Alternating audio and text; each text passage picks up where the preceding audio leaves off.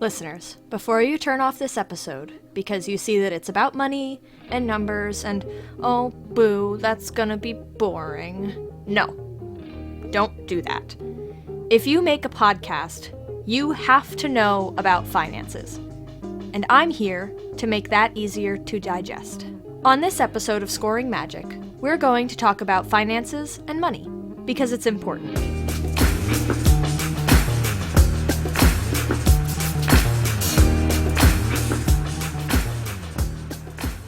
First up, before I get into the nitty-gritty numbers, it's housekeeping time. As of this recording, we are 100% funded. We have hit our goal! Thank you so much to everyone who's backed Season 1 of Valence on Indiegogo. And for those who haven't, there's still time! If you're listening to this episode on release day, there are 2 days left before the campaign is over. And we also have it set up for in-demand funding, since we reached our goal, which means the campaign will remain open as long as we get contributions, and you can continue to get some sweet, sweet rewards. Neat perk of Indiegogo, right? We'll be closing it out at the end of the year, so that we can make sure everyone has their rewards before Valence launches in January. But in the meantime, hey, maybe you might get some holiday money and realize you want a custom magic sound, or some dope stickers. The link to our Indiegogo campaign can be found, as always, in the show notes, on social media, and on our website. Since you last heard our beautiful voices, we've announced that Naomi McMillan will be playing Morgan Riley, Inaris Quinones will be playing Sarah Harris, and that Raul Vega will be composing the theme song for Valence. We've completed one-on-one interviews with each of our actors to discuss their recording preferences and how they like to get feedback, and anything we can do for them to make them more comfortable as a part of the production, and also to tell them that we love them. And speaking of our actors, this past Sunday, the 22nd of September, we played the My Immortal drinking game, live-streamed on Twitch for anyone who wanted to watch us make fools of ourselves. And that we did. We had a blast doing it, and I hope that anyone who watched enjoyed themselves as well. If you missed it, here's some highlights from the event. Of course, all caps, go listen to it. It's great shit, even if you don't know about basketball. I don't know shit about. Look at me. Look at me. You're a basketball. Sorry, but you're gay. You love basketball. Compelling argument. Will, are you not aware that your head is actually a physical basketball? Yeah, that bitch empty. I'm aware of that. No, that's not what I meant. We would assume by looking at you because of the basketball head that you're a basketball. Yeah, basketball and I love person. horse. It's John, the best why are basketball you like podcast. this? Because I'm drunk. That's why I'm Fair. like this. Didn't we all? He had a really big, you know what, but I was too mad to care. He had such a big cactus, guys. He just carried the whole huge ass cactus right out. His prickly pear was out there and everything. No! No! No! No! No! Okay. Oh no. I've stomped given a fuck in out. my life. I stomped out. And on that delightful note, friends, I gotta go, cause this bitch got a vacuum. It's Connie, we love you so much. Love you. Sonny, I Thank love you. you. Everybody too. chat, thank you. This bitch got a vacuum, Miss Shawnee. Wait, can you briefly 2019. honey roast her What before a she hero. leaves? I respect you, I Katie. go to sleep. Nope, I'm Katie. Alex. Burn it down. Alex. This is now going The to be Council of reading? Katie's has spoken. $20 away from 100%. Oh my god, I'm so fucking I cannot Y'all- believe. Y'all, we're at 100%. We're at What? 20. What? No. 100%! Canada motherfuckers, but I love 100%! Thank We're you at all 40, so 20. much. I cannot believe this. This is incredible. I'll see you 81 at backers. I'm gonna have a celebratory wonton. Wow, I think we should all drink for that. I'm having a wonton, you slut. I drank so much. I am. Wow. Oh, unbelievable. Thank you guys so much. Wow. Why? Why have Wow. you given us your money? Very drunk.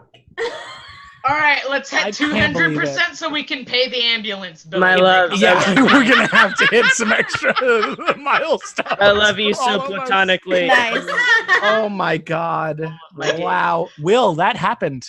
Will, Hey, Will. everybody Will? make sure that Will Ooh, they died. Will on Will's People staycation believe understands your that this vision. happened. Hey, Will, We are you broke okay, Will. Will babe? died, y'all.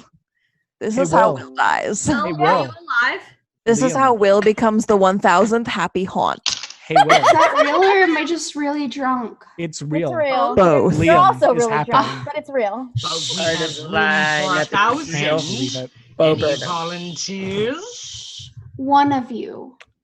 So Sorry, what are you One of doing? you. Finish. One of us. Okay, Ellie, if you want to Okay. finish it. Yep. Us. I can do that. All right. This is for everybody who got us to 100%. I'm Thank really you. sorry. Ever Now it's time to get down to business. To defeat the Huns. Okay, wait, hang on. Big Disney, please don't sue me. I'm sorry. It was like 4 words. Okay? Alright, never mind. So, I want to start by giving you a little bit of background into myself. I am a math nerd. If you haven't figured that out by now, this episode will make it glaringly obvious. At one point, I was going to be a math teacher, and my career history basically consists of managing finances for companies. So, numbers are the one thing I know I can always count on. Count. And, I love them just for that reason. Which is probably why when Will asked me and Katie to join them in making Scoring Magic and Valence, I immediately jumped on the role of person who figures out how we make and organize our money. When we first started out, we knew we wanted to pay everyone involved in the production. Paying ourselves is still a pie-in-the-sky plan that we've got plans for, but we'll worry more about later. So for now, we'll be happy if we break even. When we first started out, we used the budget sheet created by Multitude Productions, specifically by Amanda McLaughlin, who is lovely, and I love her. And, I love all of Multitude. Multitude is so good. Anyway, Multitude has a resources page on their website that can be found at multitude.productions/resources, with a ton of free articles and PowerPoints and spreadsheets and presentations for creating and managing podcasts. In an article on Bello Collective, Amanda wrote about accounting for podcasters, which we'll have linked in the show notes along with a link to the Multitude resources page, and included a free Google spreadsheet she created to help podcasters to keep track of their expenses. Honestly, it could be used for any sort of expense tracking and not just for podcast, but we all know what we're here for, so let's focus on that. We started with this spreadsheet to figure out our budget for the Indiegogo campaign, which, if you remember from the housekeeping segment, is still live for 2 more days as of this episode release, so you should go support it if you haven't already. Wink. From there, we realized, oh no, we're a company, and we should probably have some legitimate bookkeeping or accounting software in order to do this, because our company does things other than just these 2 podcasts. Fuck. So we hit up Will's sweet husband, Zach, who is an accountant, because nobody else knew anything about numbers except me, and I didn't want to be the one making executive decisions without someone else weighing in. So I'm not sure what has been discussed on this point. Nothing. Yep. Nobody I wants was- to talk about it except us, Zach. It's true. I don't want to. I am here. I am here to pat my boy on the shoulder and say, good job. I guess we should say, listeners, this is my husband, Zach. Hello. He is, I believe, listed as an assistant on our LLC. Is that right? I'm listed as the agent, so Agent, I right, make right. sure I receive all of the correspondence, and if anyone needs to contact me, they'll contact me, and then I'll contact you guys, or Wow, vice that versa. is wildly not how we operate, but that's okay. No, but I'm just listed as the agent. Yeah. I don't. You guys can still do everything, but Are you going to if make sure I there's- get big in Hollywood? Yeah.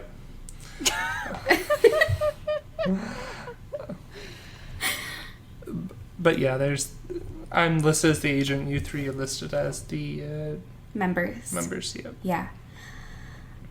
And I don't know shit about shit. So. While I am an accountant, I am not a CPA, so please don't take Don't everything. at him. Don't at me. Don't at him. I don't have Twitter, so you can't at me, but don't at Will to get at me. We can Don't you at on- me. We can at Zach on Discord. Yeah, I'll just be like, "Oops, I'm not a CPA. Please get someone." So I guess disclaimer, Zach not CPA, get your own accountant that is one, and we're not legally liable for anything that you take off as advice off of this. Thank you. Mm-hmm. We're just trying to set up basic stuff, like, This is just what we're doing. yeah, this is just what we're doing, and this is legal from a bachelor's in accounting perspective. Don't at my husband. Oh, the thing I was gonna ask before this all started, I don't know if this is good for recording or not, but for the LLC, we will need to show, like, what everyone has, like, contributed to the actual LLC, like funds, like if anyone does, like how we do, just because that matters for the, like, ownership equity portion. Like, has anyone actually contributed, like, funds into the LLC? Like, are we viewing your PayPal as the contributions? Okay. Are you nodding, Will? Oh, yes, I am. Sorry. This Fuck. is an audio medium. Hello, yes, I'm a I am in New Jersey. I professional. cannot see what you're doing. If you're operating on a smaller scale and working out of your own personal funds, something like Multitude's accounting spreadsheet should be perfect for you. But for us, we decided on using the free accounting software called Wave, the website for which is waveapps.com, to keep track of business income and expenses. Wait, have I talked about why it's important to keep track of accounting yet?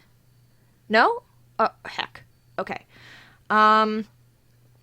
Money, taxes, government. Short disclaimer before I say anything more. I am not a certified public accountant. I'm not even an accountant, except for my own business and personal assets. Anything I'm about to say, or will ever say, until the point I have some kind of certification, is from my own experience and my own research and doesn't count as legitimate financial advising.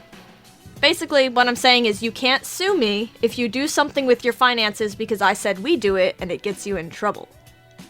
This is just advice, and it doesn't count as anything more than that. Government. Taxes.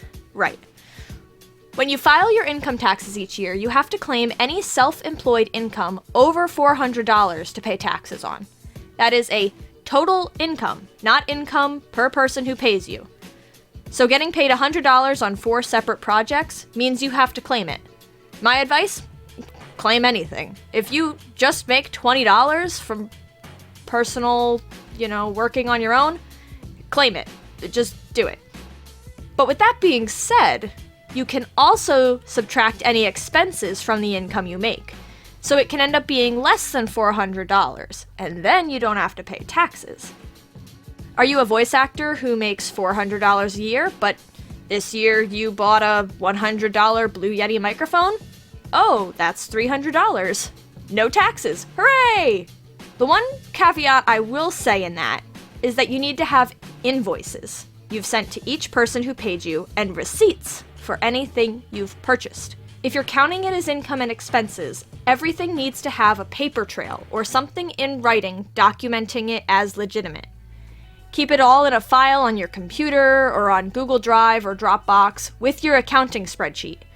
This is important because if you ever get audited, which isn't likely but can definitely happen, you'll be able to back it up.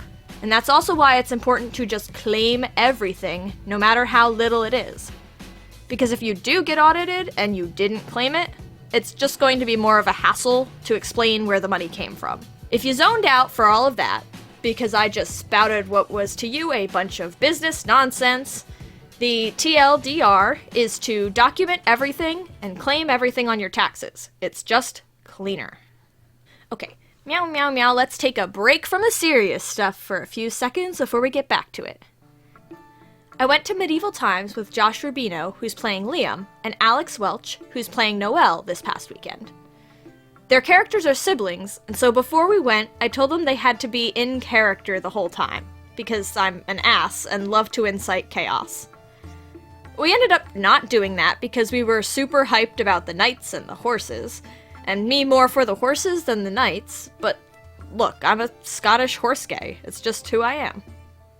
Needless to say, it's also worthwhile to get out of the literal or metaphorical recording booth and spend time with your co-creators and actors outside of the production setting.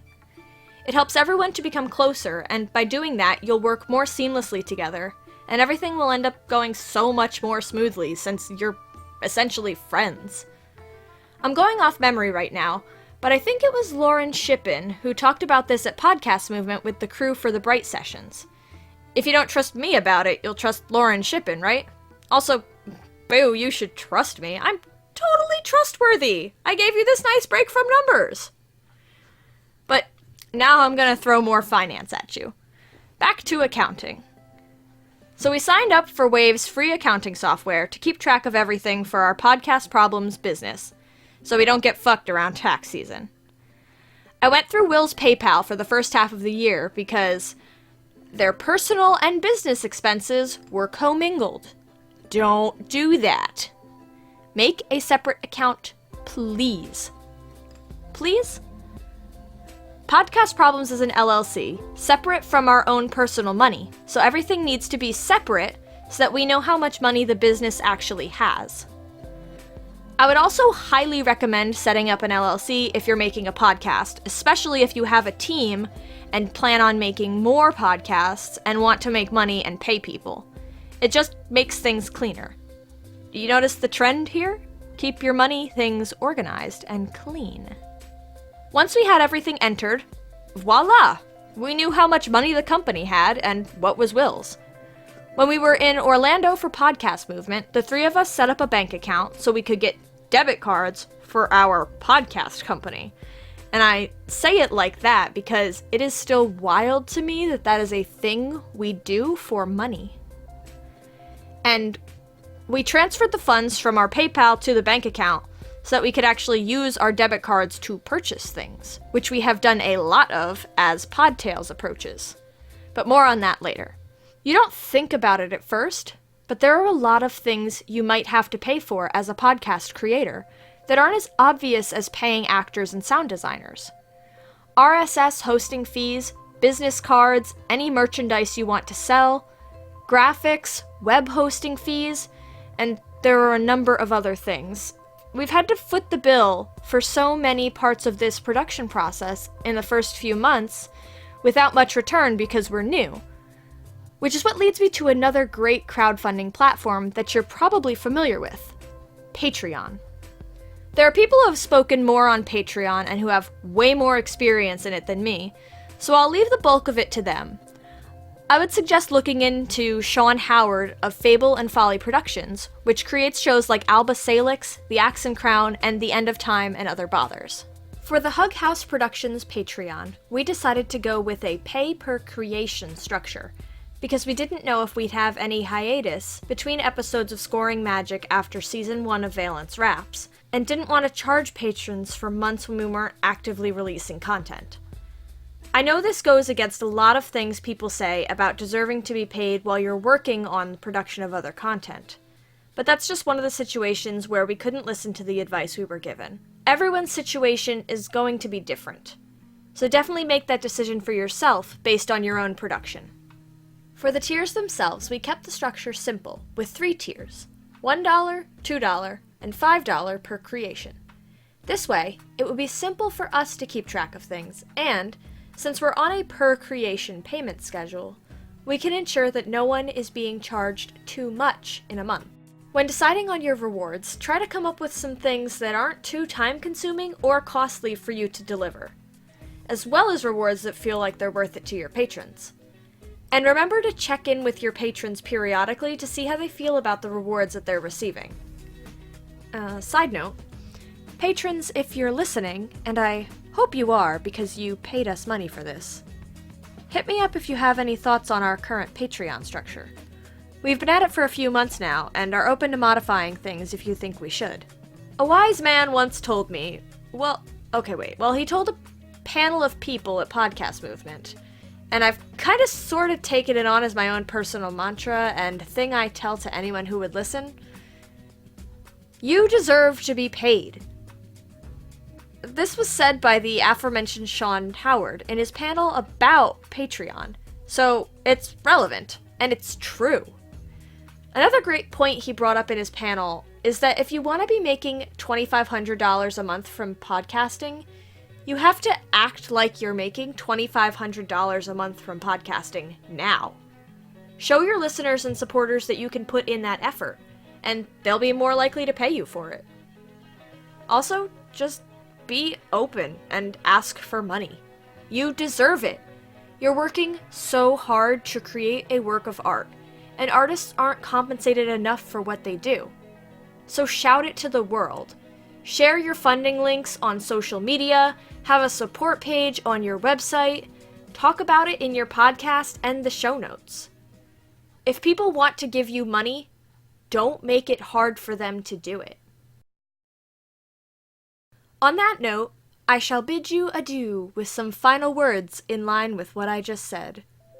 We are at 23 supporters on Patreon, and at 25, we'll start releasing a bonus patron-only blog for all levels of supporters with even more background into what goes into the production of Scoring Magic and Valence, with extra visual components and maybe even some secret audio. That means only 2 more people have to join the Hug House support team. If you're interested in learning more or supporting us via Patreon, you can go to patreon.com/hughousepods. And next time on Scoring Magic, Will is coming back to you to talk about balancing commitments while creating podcasts. I may need to listen to that one for some advice, because, whoops, I'm doing too many things. Bye!